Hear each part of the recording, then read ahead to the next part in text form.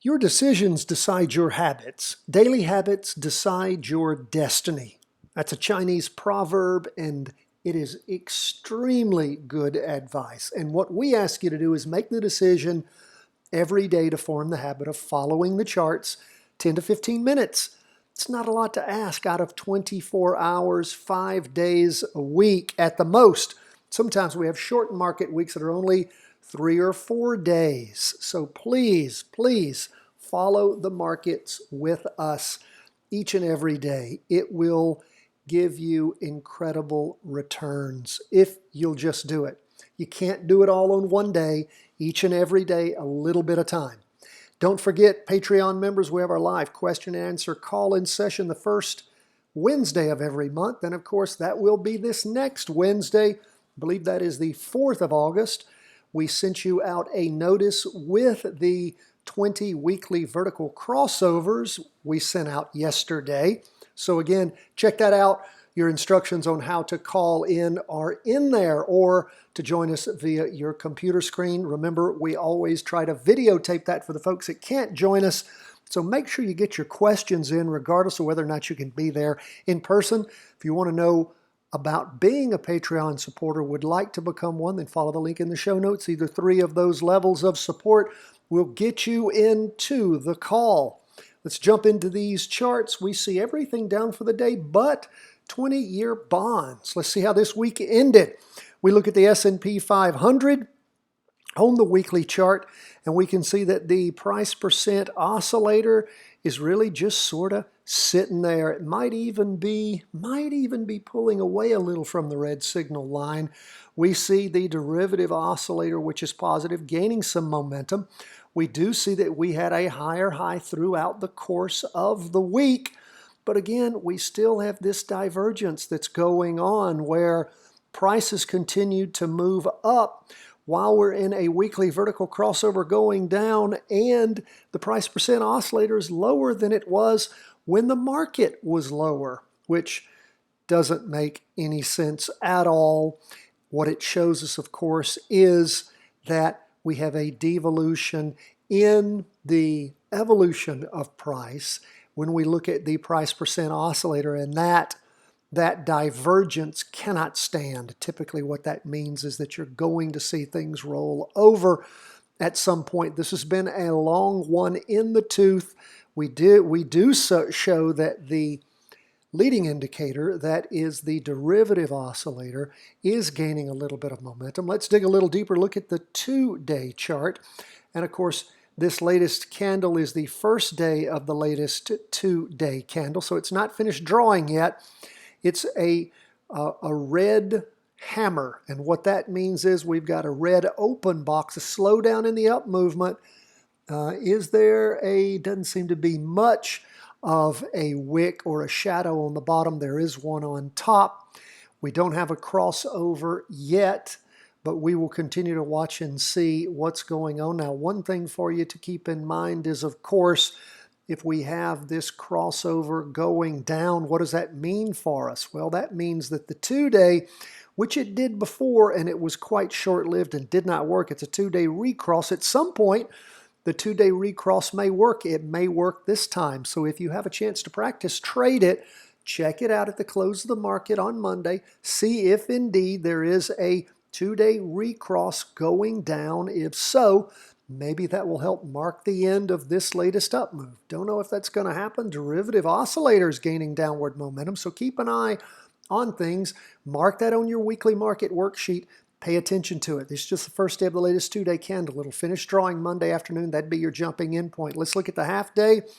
Again, we can see where things bounded up to, let's see, that would have been the afternoon of Monday the 26th. Then down on Tuesday, sideways on Wednesday, up on Thursday, down on Friday, crossing over, going down at the end of the day. Now that was a decently long run on that half-day chart, but we do see that it crossed over at the end of the day.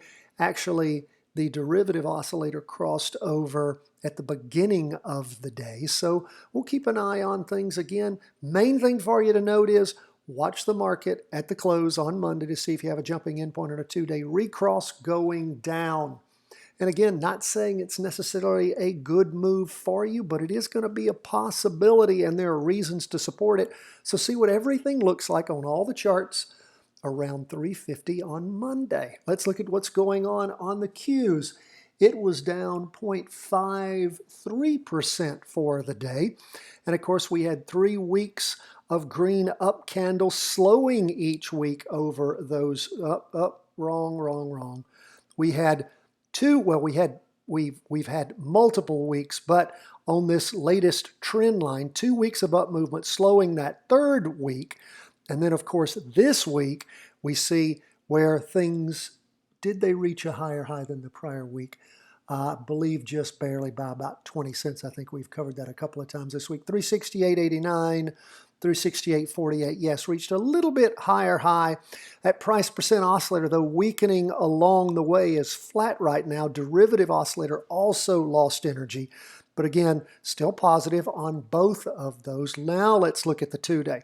2-day, again, it slowed also as it continued to move up. Those candles got smaller. And then, of course, the first day of this latest 2-day candle pushing directly through that 6-day trend line. And, of course, trying to cross over, going down. Derivative oscillator's been negative since really back on the 2-day candle, the 23rd of July, Friday. So it remembers that prior Monday and Friday.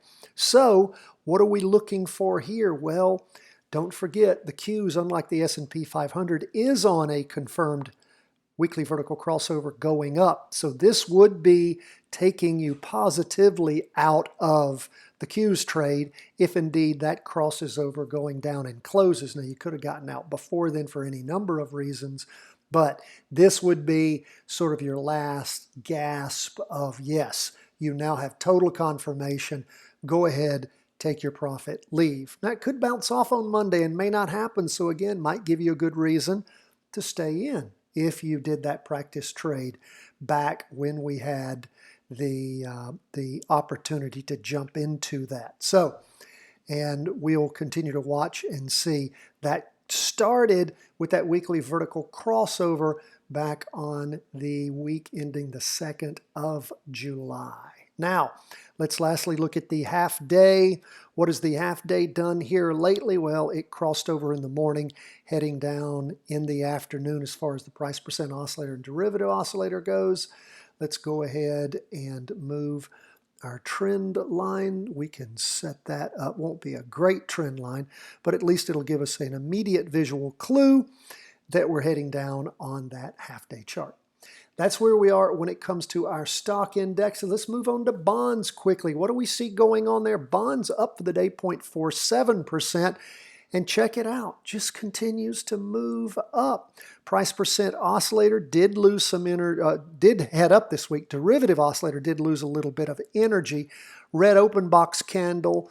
We saw that last red open box candle back on the week ending the 25th of June, just a slowdown, and then it geared up and went up further. So again, pay attention there. Don't forget where we are in all of this is we had a 2-day recross. Unlike the Qs that we got in on a weekly vertical crossover, this was a 2-day recross that got us into a trade. It actually bounced off the red signal line, gave us an opportunity to jump back in.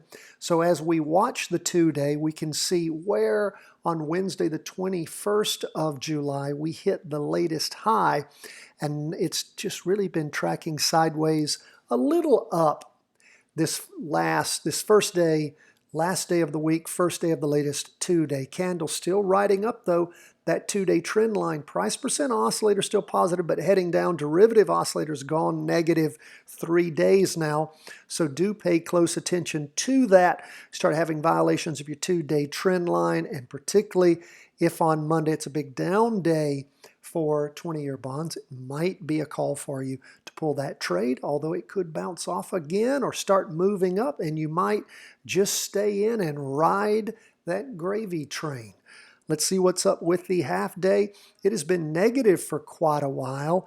The oscillation really crossed over with a big down day on Wednesday, the 21st of July. Things really bounded down and then up the next day, sort of sideways up and down since then, which has not been enough oscillation to bring the price percent oscillator over to positive. Looks like the derivative oscillator at the end of the day did rotate over positive. So we'll continue the derivative oscillator, not the price percent oscillator. So we'll continue to watch and see how things move along with 20-year bonds. Just do pay attention, particularly to that 2-day chart. Let's look at gold, down 0.79% for the day. We were hoping for a weekly vertical crossover in gold. Did it happen? No, it did not. Check it out. Did not happen. Down movement during the day, didn't give us a weekly vertical crossover. Ended the week with a green spinning top. Indecision tending up, but the tops look like they've gotten smaller as we've gone along. Derivative oscillator losing downward momentum. Not enough for that price percent oscillator to sustain a crossover. What about the 2-day? We're seeing the 2-day continue to, again, move up, not reaching the higher high that it did on the past 2-day, representing Wednesday and Thursday, but a nice green up candle. We'll see how this finishes drawing on Monday. Derivative oscillator about flat, price percent oscillator flat 2-day. To the half day, we see the half day, popping up really strong on Thursday and then sort of blowing off some of that steam on Friday. That is where we are on our 4 big charts. Did not have the weekly vertical crossover that we had hoped for on gold. That's okay. We'll wait for it to set up just right. What about Bitcoin? Well, a nice green up candle for Bitcoin, bouncing off the 50-period moving average line this week. Nice to see. Derivative oscillator continuing to lose downward momentum, still red. Price percent oscillator still red, but heading up towards the red signal line. Maybe that'll be happening soon, a crossover. What do we see as far as the 2-day chart goes? We see, well, so far, and again, it was down a little bit for the day. I'm trying to read here. I'm going to have to switch to another chart for a second. 2.21% down for the day. And of course, we have a small green candle not reaching a higher high than the prior one. And the price percent oscillator losing a little bit of its momentum heading up. Derivative oscillator continuing to stroke up. And of course, that's on the half-day chart, intraday candles. We can see some loss in the morning, more in the afternoon as the price percent oscillator arcs over. Still positive, but going down, derivative oscillator going down. So what are we waiting for on Bitcoin? Enough energy, enough green, open box green in the future to give us a weekly vertical crossover. What would we like to do? We'd like to capture something like we saw back when this latest weekly vertical crossover happened, somewhere from the $12,000 mark up to somewhere around the $52,000 to $57,000 mark. That would be beautiful. Something in that range would be absolutely gorgeous. Not those same numbers, but would love to capture some profit like that in a practice trade. You want to learn how to trade Bitcoin? You got to practice, my friends. Where's a good place to practice? Right here. Got a great training for you. It is our trend line training, part 1 of 2. It's in your show notes. If you're not a subscriber, sign up and become one. There's no good reason not to sign up for free. And again, appreciate our Patreon supporters. You want to join us, then do so. We'd love to have you. And of course, our book, autograph copy, waiting for you.